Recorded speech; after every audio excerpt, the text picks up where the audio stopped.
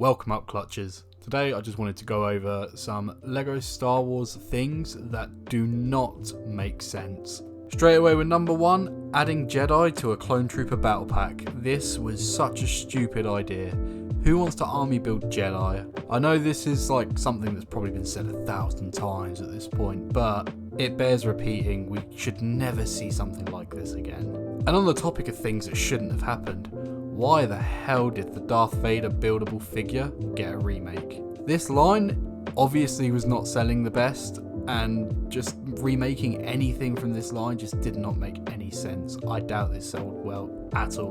And speaking of unnecessary remakes, the Spider Droid. Why did they remake this so close to the previous model? There wasn't much that they really changed other than like a giant stud shooter and the minifig lineup, so like, what the hell happened here? On something completely unrelated, the Zeb minifigure. Why the hell was this only in one set? Zeb was the most comic relief kid-friendly character in Rebels. Why was he only locked into one set? This should have been something kids were able to get from cheaper sets because it was probably a lot of kids' favourite character. But also one thing that just doesn't make any sense was the 2018 X-Wing set.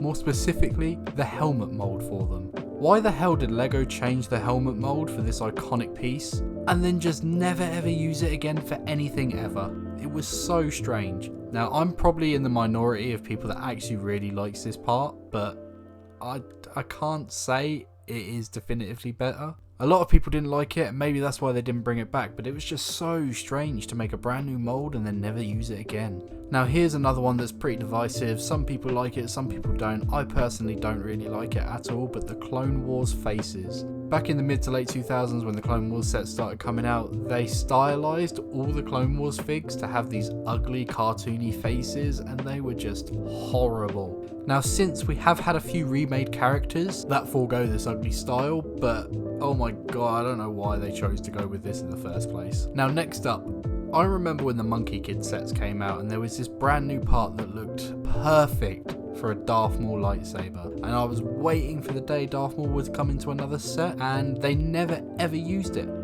This piece would go so hard as a double-ended lightsaber for Darth Maul, but they couldn't see it. They couldn't see the vision. Now next one might be a controversial one because a lot of people didn't particularly like the fact that this set existed, but we're talking about the 2016 Death Star here. My gripe with this is the fact that it got retired so early on. The original Death Star lasted about 8 years on shelves. Why this one only lasted 4, I don't know. But speaking of things I don't know, why the hell is there no minifigs with the MIDI scale sets? This just doesn't make sense. I do not know why this is a thing. Every MIDI scale set I have, I've put the minifig in the place you think it should go, and it looks so nice. I don't know why they can't just put one reused minifig in each of these just to represent the ship that they come with. But also, let's be real here.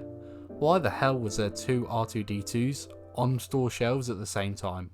I know one was UCS and one wasn't, but it was just so strange because, like, surely if they're both on the shelves, everyone would flock to the cheaper one. That just makes sense in my eyes. And you get an exclusive Darth Malak minifig, like, that just makes sense, but having 2 on shelves doesn't. Should have just retired the UCS one. Let's talk about Solo here.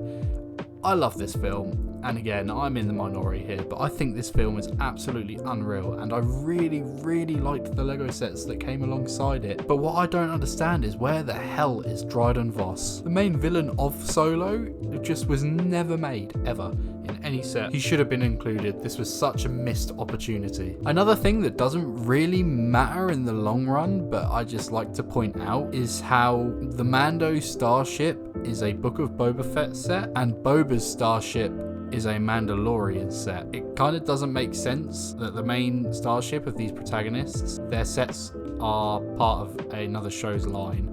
That's just so strange to me. Another thing that really annoys me, that I don't understand why it's like this, is on BD1's box, instead of having the characters that you have at the bottom left of every box, there's just the Fallen Order logo. It just doesn't make sense, man. Like, this easily could have just had the BD1 minifig, or maybe like a render for Cal. They eventually made him anyway, so it would have just looked a lot nicer. But fellas, the last thing we have here that I do not understand why LEGO does is LEGO supporting both the Microfighter line and the mech line. I don't understand this. There shouldn't need to be both lines at the same time.